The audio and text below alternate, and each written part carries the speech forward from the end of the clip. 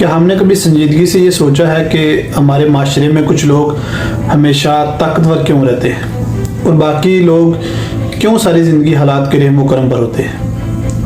یہ سوال ہم سب کے دل میں کہیں نہ کہیں موجود ہے، مگر ہم اکثر اسے یا تو قسمت کے کھاتے میں ڈال دیتے ہیں یا ایک دوسرے کے اوپر الزام لگا کر آگے بڑھ جاتے ہیں۔ حقیقت یہ ہے کہ طاقت کسی ایک جگہ سے نہیں آتی، بلکہ طاقت ایک پورا عمل ہے۔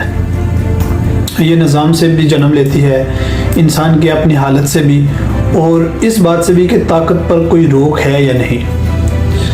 کارل مارکس ہمیں سب سے پہلے نظام کی طرف لے جاتا ہے۔ وہ کہتا ہے کہ جہاں وسائل، زمین، دولت اور ادارے چند ہاتھوں میں جمع ہو جائیں، وہاں طاقت بھی جمع ہو جاتی ہے۔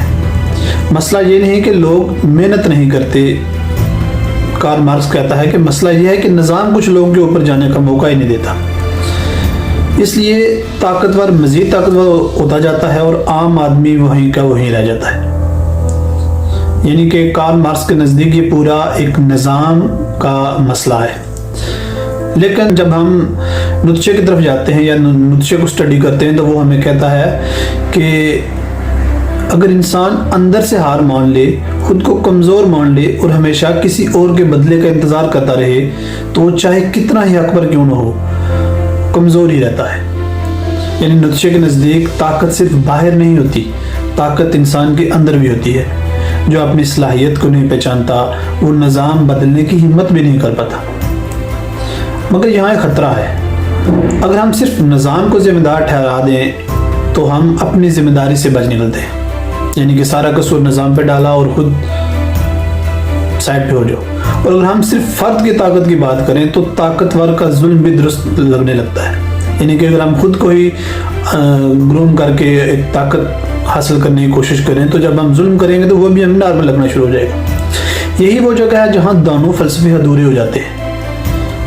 یہاں تیسرا زاویہ ہمیں ایک مکمل سمت دیتا ہے، ہماری مکمل رہنمائی کرتا ہے، یعنی کہ اسلام کہتا ہے کہ طاقت خود کوئی برائی نہیں، بلکہ برائی اس وقت پیدا ہوتی ہے جب طاقت جواب دہ نہ ہو۔ یعنی کہ اسلام کے نزدیک طاقت کوئی حق نہیں بلکہ امانت ہے۔ جس کے پاس طاقت ہو اس سے سوال بھی زیادہ ہوگا، یہی اصول طاقت کو قابو میں رکھتا ہے۔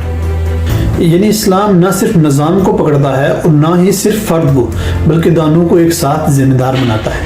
اگر نظام ظلم کرتا ہے تو اسے بدلنا ضروری ہے، مگر اگر فرد خود موقع ملنے پر وہی ظلم کرنے لگے تو وہ بھی قصوروار ہے۔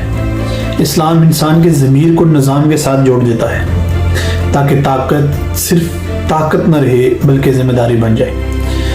اب اگر ہم واپس اپنے سوال کی طرف آئیں تو جواب خود سامنے آ جاتا ہے۔